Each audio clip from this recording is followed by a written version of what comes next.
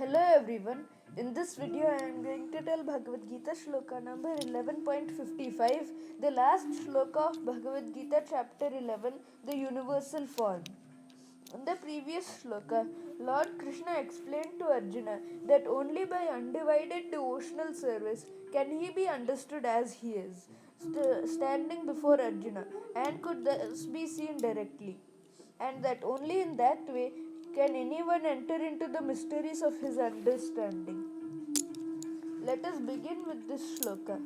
Matkarma krun matparamo madbhaktah sangavarjitah nirvairah sarvabhuteshu yah samameti pandava. The meaning: Matkarma krit, engaged in doing my work. Matparamaha, considering me the supreme. Madbhaktaha, engaged in my devotional service. Sangavarjitaha, freed from the contamination of fruitive activities and mental speculation. Nirvairaha, without an enemy. Sarva bhuteshu, among all living entities. Yaha, one who. Saha, he. Mam, unto me. Eti, comes. Pandava, O son of Pandu. The whole meaning is, my dear Arjuna, he who engages in my pure devotional service, free from the contaminations of fruitive activities and mental speculation, he who works for me, who makes me the supreme goal of his life, and who is friendly to every living being, he certainly comes to me. Srila Prabhupada explains, anyone who wants to approach the supreme of all personalities of Godhead on the Krishna Loka planet in the spiritual sky can be intimately connected with the Supreme Personality, Krishna, must make this formula as stated by the Supreme Himself. Therefore, this verse is considered to be the essence of Bhagavad Gita. The Bhagavad Gita is a book directed to the conditioned souls who are engaged in the material world with the purpose of lording it over nature and who do not know the real spiritual life. The Bhagavad Gita is meant to show how one can understand his spiritual existence and his eternal relationship with the Supreme Personality and teach one how to go back home, back to Godhead.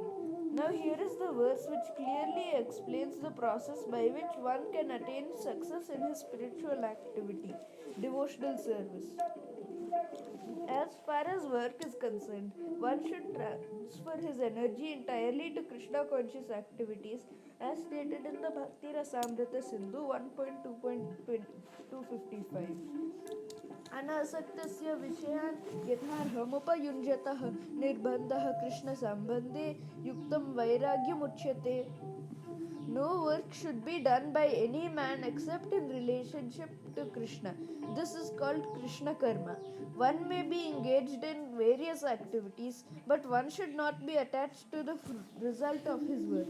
The result should be done only for him, Krishna. For example, one may be engaged in business, but to transform that activity into Krishna consciousness, one has to do business for Krishna. If Krishna is the proprietor of the business, then Krishna should enjoy the profit of the business. If a businessman is in possession of thousands and thousands of dollars, and if he has to offer all of this to Krishna, he can do it. This is work for Krishna.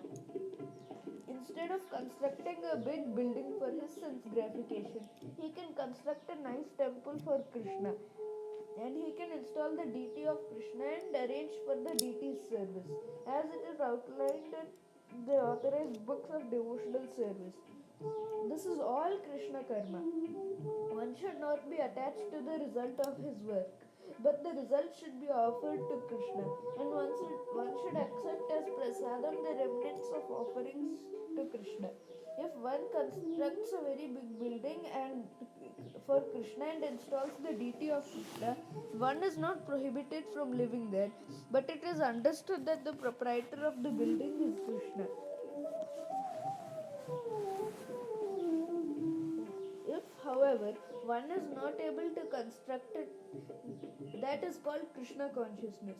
If, however, one is not able to construct a temple for Krishna, one can engage himself in cleansing the temple of Krishna. That is also Krishna karma. One can cultivate a garden. Anyone who has land, in India at least, any poor man has a certain amount of land, can utilize that land by growing for Krishna, by growing flowers to offer him. One can sow tulasi plants because tulasi leaves are very important, and Krishna has recommended this in the Bhagavad Gita.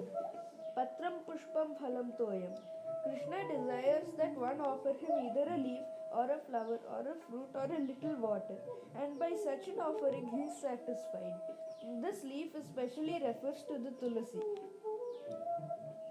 So one can sow tulasi and pour water on the plant. Thus, even the poorest man can engage in the service of Krishna. These are some examples of how can engage in working for Krishna.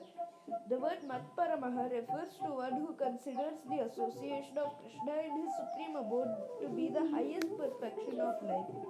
Such a person does not wish to be elevated to the higher planets such as the moon or sun or heavenly planets, or even the highest planet of this universe, Brahmaloka. He has no attraction for that. He is only attracted to being transferred to the spiritual sky. And even in the spiritual sky, he is not satisfied with merging into the glowing Brahmajyoti effulgence, for he wants to enter the highest spiritual planet, namely Krishna Loka, Goloka Vrindavana. He has full knowledge of that planet, and therefore he is not interested in any other. As indicated by the word Madbhaktaha, he fully engages in devotional service, specifically the 9 processes of devotional engagement: hearing, chanting, remembering, worshipping, serving the lotus feet of the Lord, offering prayers, carrying out the orders of the Lord, making friends with him, and surrendering everything to him. One can engage in all the 9 processes, or 8, or 7, or at least in one, and that will surely make one perfect. The term Sangavarjyataha is very significant. One should dissociate himself from persons who are against Krishna.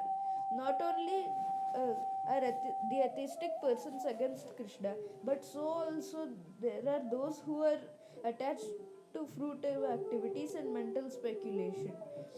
Therefore, the pure form of devotional service is described in the Bhakti Rasamrita Sindhu 1.1.11 as follows.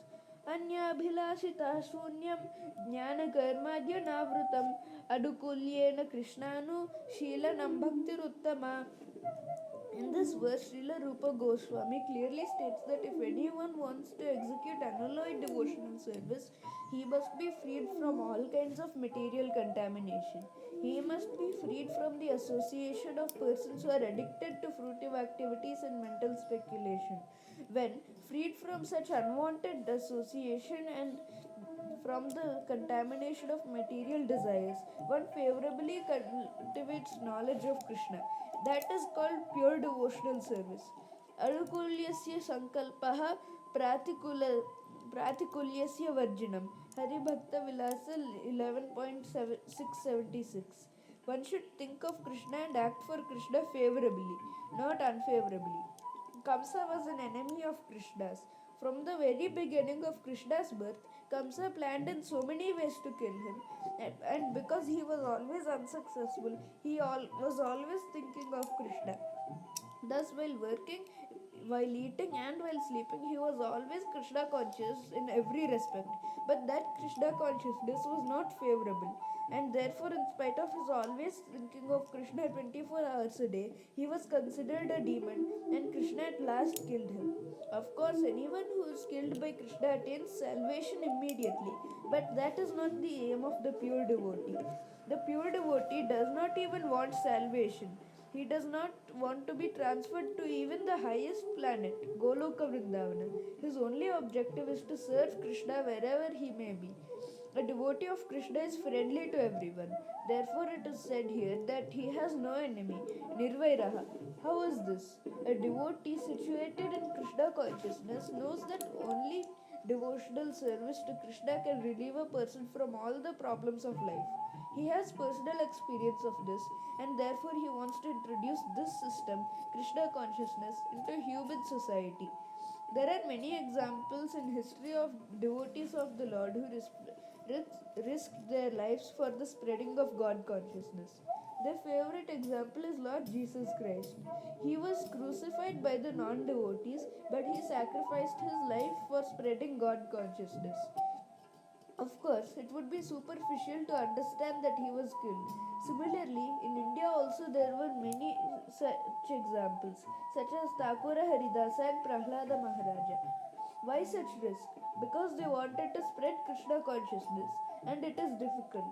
A Krishna conscious person knows that if a man is suffering, it is due to his forgetfulness of his eternal relationship with Krishna. Therefore, the highest benefit one can render to human society is relieving one's neighbor from all material problems.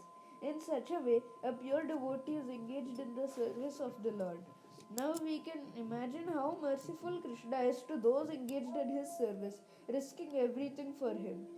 Therefore, it is certain that such persons must reach the supreme planet after leaving the body. In summary, the universal form of Krishna, which is a temporary manifestation, and the form of time which devours everything, and even the form of Vishnu, four-handed, have all been exhibited by Krishna. Thus, Krishna is the origin of all these manifestations. It is not that Krishna is a manifestation of the original Vishwarupa or Vishnu. Krishna is the origin of all the forms.